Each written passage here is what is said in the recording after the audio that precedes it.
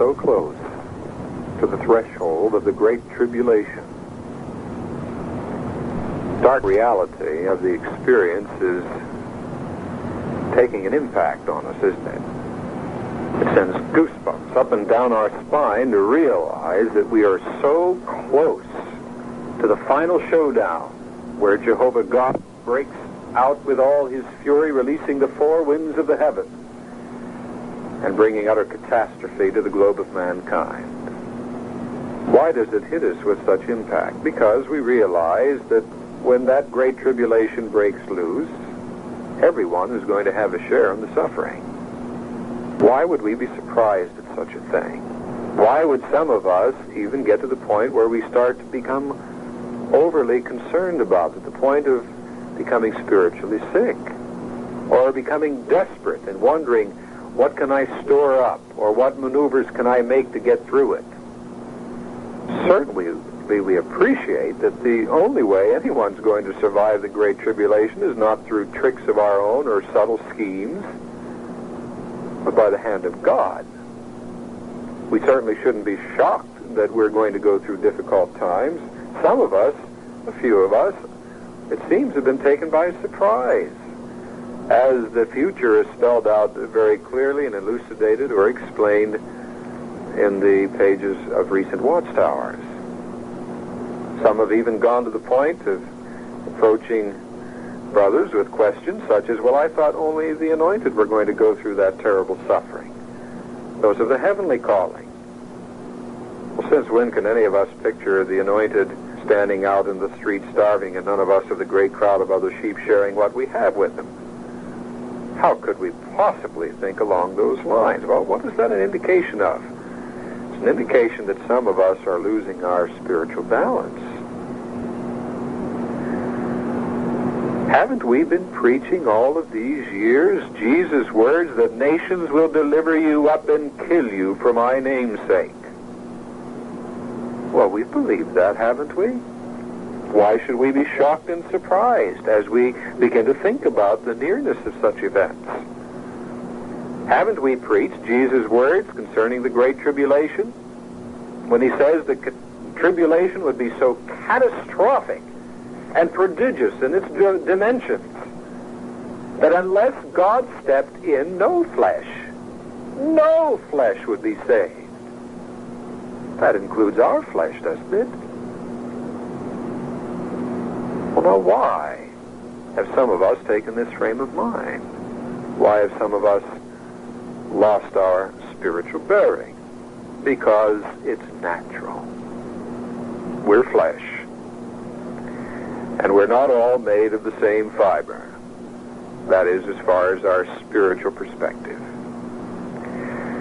Let's look into the Bible and see what we can learn from another man who displayed great courage up to a point. And yet, how kind Jehovah God was in understanding his dilemma and plight. And it no doubt will give us great courage to face the future. The situation is historically retained for us in the book of 1 Kings. You may turn to the 19th chapter. Now, what had transpired before we get into the reading of the 19th chapter? Well, in chapter 18, Elijah was putting a taunt to the god Baal of those who worshipped him, including the queen of Israel at that time, namely Jezebel and her husband Ahab. There was a drought in the land of some 3.5 years, and yet there was no rain, despite the fact that they had their god Baal, who was presumably the god of rain. So Elijah says, well, there's a drought, just call on Baal. He's supposed to be able to bring rain, isn't he? So the account shows us that the Baal prophets, due to being taunted, started into their rigorous activity of calling and pleading and shouting and crying out to their gods on the top of Mount Carmel. They got no answer, of course, and Elijah makes it even worse, taunting them, saying, what's happened? Maybe your God's fallen asleep. Perhaps he's even stepped out to the privy. Oh, what utter humiliation. Oh, they screeched and hollered and scowled all the more, slashed their wrists, the blood flowed, but still no rain. Well, now Elijah says, Now I'll pray to Jehovah God. We'll see who the real God is. He has an altar built, repaired, which had been torn down. And on that altar, he had a sacrifice laid, and then around the perimeter of the altar, he had a trench dug. And into the trench, the remaining water in the nation of Israel was poured. And now Jehovah God was being called upon and supplicated by Elijah. And Elijah calls on Jehovah to show that if he is going to bring rain, to give an indication, well, suddenly fire flashed down from the heaven, burned up the young bull of sacrifice, the wood, the stones, the dust, and even licked up all the water around in the ditch. And then they saw a little cloud rising up from the sea, which can be seen from Mount Carmel in the Mediterranean. And a cloud being seen meant rain, because in that area of the world there are no clouds unless rain is coming. Now the law of God said that the prophets of Baal, or any false prophet, was to be slaughtered. Well, these prophets were false, as indicated by the fact their prayer wasn't answered to the people. Elijah's God was true, because Jehovah now brought black clouds, heavy wind, and a tremendous rainstorm, and watered that parched land. Well, the law demanded the death of the false prophets. So Elijah had the prophets slain, 450 of them. Now we read the account in the 19th chapter of 1 Kings. You'll be reading perhaps from the more literal and more accurate New World Translation, and for interest's sake, I'll be reading from the Living Bible, and we'll make some comparisons.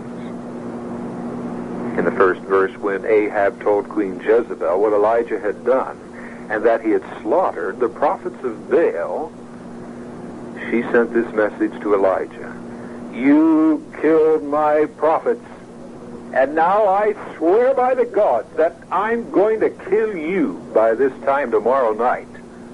And she started a massive slaughter of Jehovah's prophets. What happened? Well, Elijah fled for his life. He went to the city of Beersheba, city of Judah, one of the southernmost in that region that was populated, and left his servant there. Then he went on alone into the wilderness, traveling all day. And finally, exhausted, he sat down under a broom bush and prayed that he might die. "I've had enough. Take away my life. I've got to die sometime. It might as well be now." Then he lay down and slept beneath the broom bush. But as he was sleeping, an angel touched him and told him to get up and eat. Well, he looked around and saw some bread baking on hot stones and a jug of water. So he ate and he drank, and he lay down again. Then the angel of the Lord came again and touched him and said, "Get up and eat some more, for there's a long journey ahead of you." So he got up and ate and drank, and the food gave him enough strength to travel to his original destination, 40 days and 40 nights, to Mount Horeb, the mountain of God, called such because that's where Moses received the 10 Commandments from Jehovah, where he lived in a cave. Well, now Jehovah approaches Elijah, who's in the cave, and says, "What are you doing here, Elijah?" Well, now Jehovah knew what he was doing, but he wanted to hear his reply. So Elijah says, "Well, I've worked very hard for the Lord God of the heavens, but the people of Israel have broken their covenant with you, torn down your altars, killed your prophets, and only I am left. And now they're trying to kill me too. Go out and stand before me on the mountain," Jehovah tells him. Well, Elijah, he stood there, and the Lord passed by. A mighty windstorm hit the mountain. It was such a terrible blast that the rocks were torn loose. But now Jehovah wasn't in the wind. After the wind, there was an earthquake. He wasn't in the earthquake. After the earthquake, there was a fire, and he wasn't in the fire. Now, why does the Bible say he wasn't in those elements? Well, if Jehovah God had been in the fire or the earthquake or the wind, there would have been no mountain left, period. No, this was merely a manifestation of his power. And after the fire, the Bible says in verse 12, there was a sound of a gentle whisper, or a low, calm voice, the New World Translation says. Well, when Elijah heard it, he wrapped his face in his scarf, and he went out and stood at the entrance of the cave. And the voice again said, "Why are you here, Elijah?" He replied again, "Well, I've been working very hard for the Lord God of the armies of heaven. But the people have broken their covenant. They've torn down your altars, and they've killed every one of your prophets except me. And now they're trying to kill me too."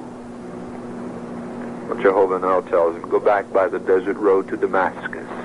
When you arrive, anoint Hazael to be king of Syria. Anoint Elisha to replace you as my prophet, and Jehu to be king of Israel." Why? As executioners. He explains in verse 17, "Anyone who escapes Hazael shall be killed by Jehu. Any who escape Jehu will be killed by Elisha."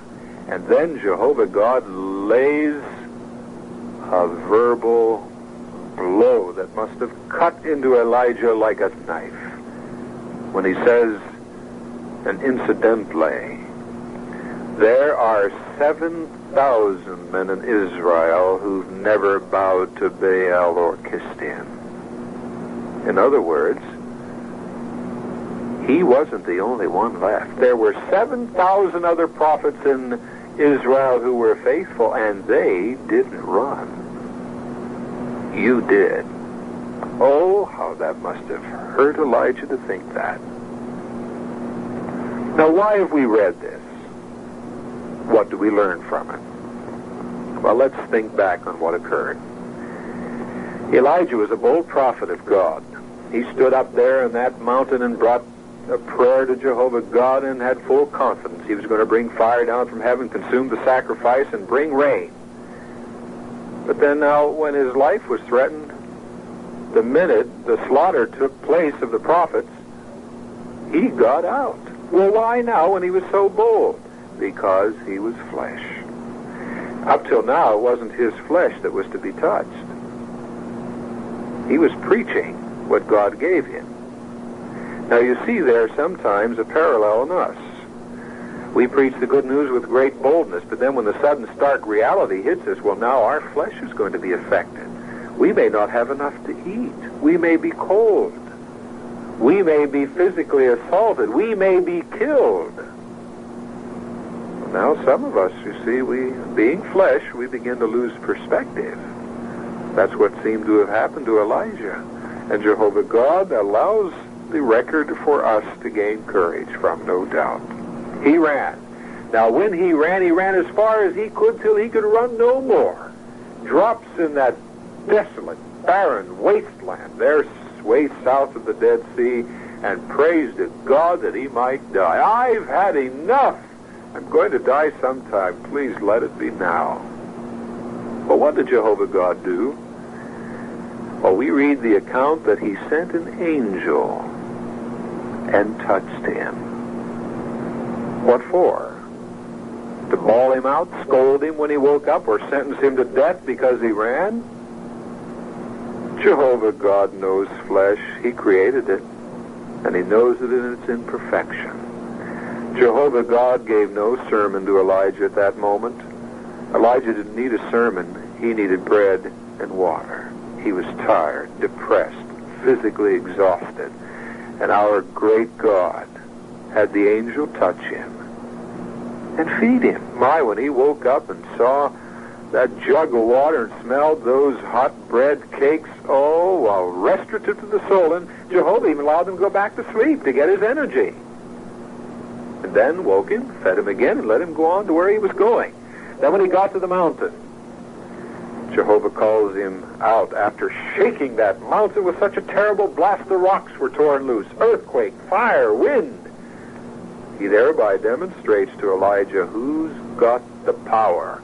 Well, Elijah comes cringing out of his cave, covering his face with his scarf, and Jehovah asks, "Why are you here?" He tells them again, well, the reason I ran, so to speak, was they were killing everybody, and there were none left except me. Then Jehovah God reveals to him, no, not just you. What was Elijah's problem? His whole mind, it seemed, was centered on himself.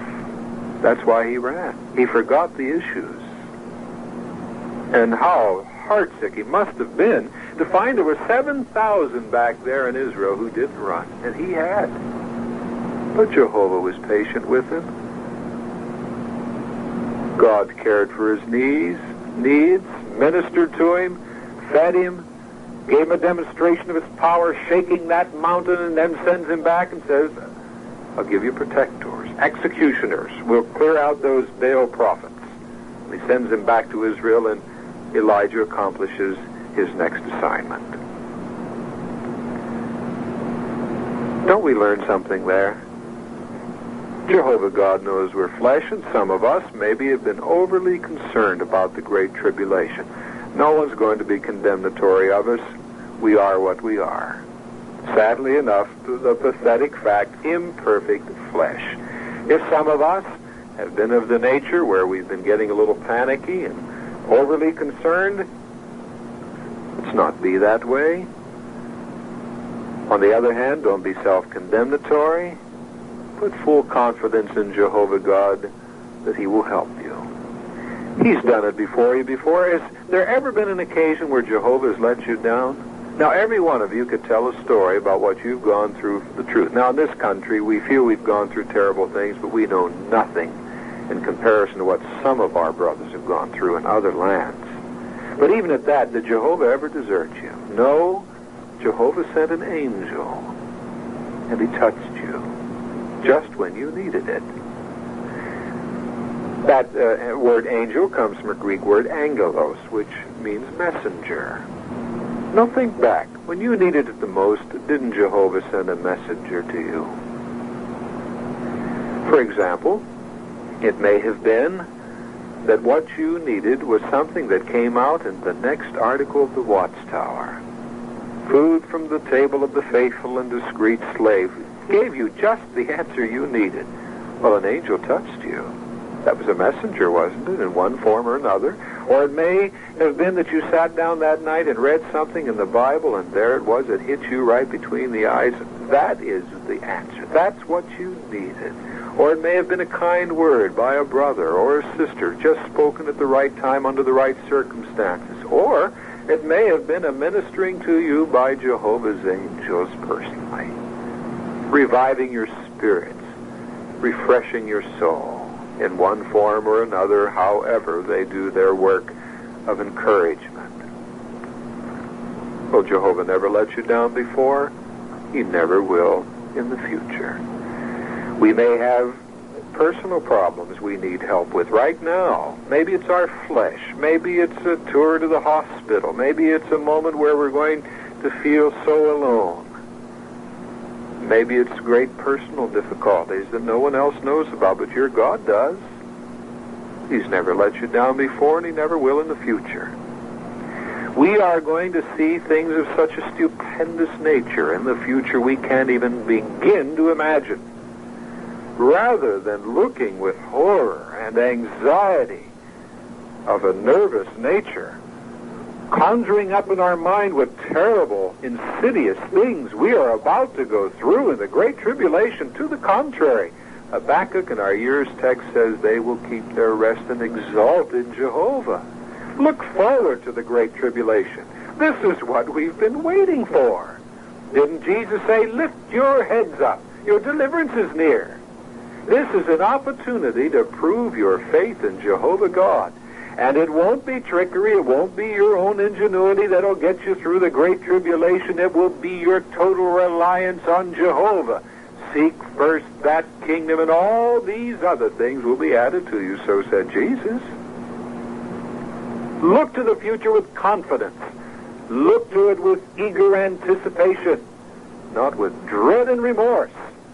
Yes, there's no question about it. The Great Tribulation will be of such catastrophic proportions, it will be the greatest tribulation that ever hit the earth in the history of man, even greater than the flood. Jesus said. But face it with total confidence in your God. You may have your homes burned down. You may have all of your property stripped away from you, your family ripped off in the various directions. You don't know where they're at. You may be all alone, incarcerated in some little dungeon. We don't know. But if it does come, be like the 3 Hebrew children. Whatever God wills. Remember, they told Nebuchadnezzar, if we're to be thrown into the fire and burned up, that be God's will. If it be God's will, we be rescued, we will be. Whatever God wills, we're contented with. But we'll tell you this, Nebuchadnezzar, we're not bowing down before that idol. Have that same frame of mind. And if worse comes to worse, and we feel we're being faced even with utter execution, loss of our soul temporarily, or whether it merely be a matter of existing from one day to the next, whatever it be, have total reliance and confidence in your God Jehovah. And what will he do? Yes, he will send an angel and touch you.